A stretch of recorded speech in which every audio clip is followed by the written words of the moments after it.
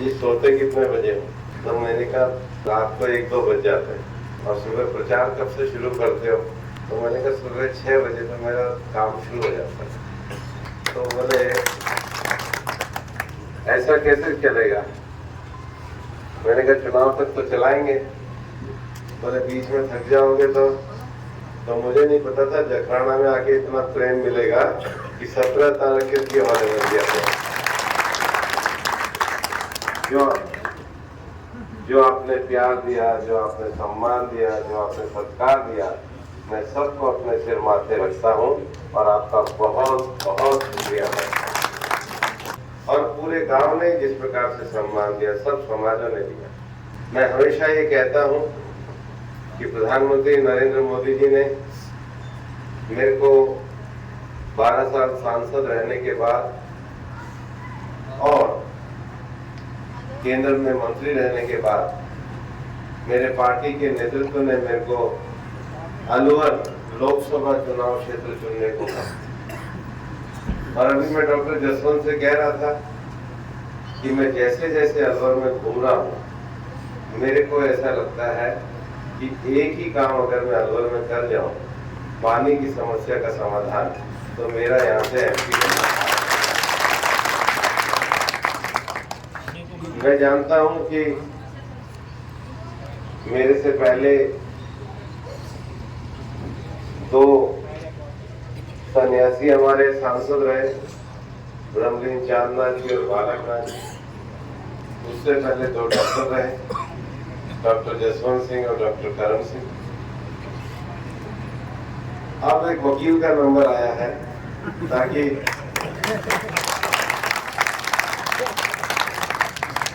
अलवर की वकालत को अच्छा कर सके।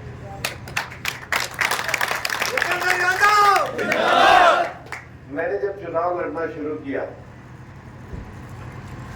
तो मुझे पता था कांग्रेस में जो आना चाहते थे, जो वो उम्मीदवार जो हम सोचते थे वो आए नहीं। तो मैंने कहा चलो कांग्रेस है, पार्टी ने मुझे टिकट दिया, मुख्यमंत्री जी और प्रदेश अध्यक्ष जी ने और हमारी अलवर की सारी टीम ने, डॉक्टर जसवंत जी, महाराज बालकनाथ जी, भाई भगवान जी, शानू जी, हमारे अध्यक्ष नरेश जी, सबका जिसका नीलम जी, जिसका बैठा मैं सबका नाम, मोहित जी, अपने मंडल अध्यक्ष से लेके सब ने एक सुर में मेरे को कहा कि आपको अलवर से चुनाव लड़ने के लिए पार्टी कर रही है, तो हम सब स्वागत है। अलवर में कोई ऐसा समाज नहीं जिसने मुझे बुला करके और अपना मान सम्मान नहीं दिया। और मैं पूरे अलवर में कोई समाज, हमारा वाल्मीकि समाज से लेकर के ब्राह्मण समाज, सिंधी समाज, काया समाज, विजयवर्गीय समाज, गुर्जर समाज, अग्रवाल समाज, सुरक्षार्थी समाज, मैं इतना ज्यादा समाज का लगा तो मुझे ये महसूस हुआ कि मेरे जो 40 साल के व्यक्तिगत रूप से अलवर के पारिवारिक सामाजिक जो संबंध रहे और जो पार्टी ने भी मुझे दिया है, वो एक जिम्मेदारी दी है कि मुझे अलवर का सेवा करके कर्जे को, अलवर को उतारना। राजनीति में कांग्रेस वाले तरह तरह के झूठ बोलते हैं। कई बार तो ऐसे झूठ बोले कि हमारे 1-2 लोग बहुत नाराज और उत्तेजित हो गए। मैंने हमारे लोगों को यही कहा है कि देखो, पूरे चुनाव के दौरान कांग्रेस के पास ये कहने को तो है नहीं कि वो देश में प्रधानमंत्री बना सकते हैं। कांग्रेस के पास ये कहने को तो है नहीं कि वो कोई नया परिवर्तन ला सकते राजस्थान में। कांग्रेस के पास ये कहने को तो है नहीं कि ईआरसीपी का जो समझौता बीजेपी ने लागू किया, वो कांग्रेस ने अपने समय पे लागू क्यों नहीं किया। कांग्रेस के पास ये कहने को तो है नहीं कि सरिस्का का एलिवेटेड रोड क्यों नहीं बना। जिनके पास अपना कहने को कुछ नहीं है, वो कुछ ना कुछ अफवाह और गाली गलौज करते हैं। लेकिन मैंने अपने सभी लोगों को कहा है, इसका एक जवाब मत देना। अलवर की जनता 19 तारीख को इनका एक जवाब देना। जबकि जो झूठ होता है उसके कभी पैर नहीं होते, और जब झूठ के पैर नहीं होते तो लड़ाई में हमेशा सच जीतता है। और आज जखराना आने के बाद मैं आपको कहता हूं हमारी बहुत अच्छी विजय होने वाली।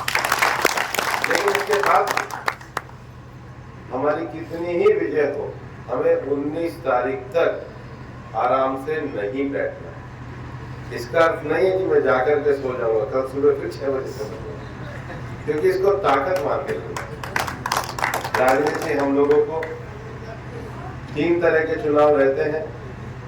जो पंचायत का चुनाव रहता है वो आपसी झगड़े का, एक दूसरे की रड़क निकालने का चुनाव होता है। पंचायत का चुनाव कोई बहुत पार्टी का नहीं होता है, गांव में हमारा चुनाव होता है, स्वाभाविक है पंचायत से हम चुनाव को चलाते हैं। विधानसभा का चुनाव होता है वो अपने इलाके का विकास करने के लिए होता है। पर लोकसभा का जो चुनाव है, लोकसभा का चुनाव देश की सरकार बनाने का होता है, और देश की सरकार पूरे देश का बजट रखती है। लोकसभा के सांसद का ये काम होता है उस बजट में से अपने क्षेत्र के लिए अच्छी से अच्छी चीज, उस बजट में से अपने क्षेत्र के नौजवानों के रोजगार का विषय लेके आए, उस बजट में से अपने क्षेत्र के लिए पानी बिजली जैसी चीजों का जो पैसा मिलता है उसकी योजनाओं को नीचे तक लागू करे। और मैं आपको विश्वास दिलाता हूं कि मैं अलवर के लिए इसमें कोई कमी नहीं छोड़ूंगा। ये क्षेत्र हमारा एक बहुत अच्छा क्षेत्र है। हमारे यहाँ पे एक तरफ नीमराना और भिवाड़ी जैसा इंडस्ट्रियल एरिया है जिसमें पूरा एक्सपोर्ट सेंटर है, और दूसरी तरफ बाबा बद्रीनाथ के आध्यात्मिक स्थान है, और तीसरी तरफ सरिस्का जैसा हमारे पास एक ऐसा टाइगर रिजर्व है जो टूरिज्म की संभावना है। लेकिन इसके साथ ही हमारी बहुत बड़ी अलवर की एक चुनौती भी है कि हमारे पास पानी का एक डार्क जोन भी है, जहां आदमी तो क्या किसी के बसने की भी संभावना नहीं रहने वाली। और इसको भरा जाने का एक ही तरीका हो सकता है कि हम, जो प्रधानमंत्री जी की इच्छा रहती है कि नदियों को आपस में जोड़ के उनका जो अतिरिक्त पानी है वो ऐसी जगहों पे भेजा जाए जहां पर पानी नहीं है। और इसीलिए राजस्थान के पास से बहने वाली चंबल नदी, काली सिंध नदी और पार्वती नदी, इनका मध्य प्रदेश और राजस्थान के बीच में रिवर इंटरलिंकिंग नदियों को जोड़ने का एक समझौता बनाया गया। पिछली बार ये काम 5 साल पहले हो सकता था जब अशोक गहलोत जी मुख्यमंत्री बने थे, वहां भी कांग्रेस के कमलनाथ, कांग्रेस के भी चले गए, तो कभी अशोक गहलोत जी ने इसके बारे में पत्र भी नहीं लिखा। लेकिन जैसे ही हमारी सरकार बनी, भजन लाल जी ने हरियाणा के मुख्यमंत्री जी को, राजस्थान के मुख्यमंत्री जी को लिखा, मध्य प्रदेश के, और मध्य प्रदेश और राजस्थान के मुख्यमंत्री ने मिलकर के समझौता किया, और ERCP की योजना अब 45,000 करोड़ रुपए की लागत के साथ बनने से ये नरेंद्र मोदी की गारंटी है। और नरेंद्र मोदी की एक गारंटी से हमारी प्यासी धरती की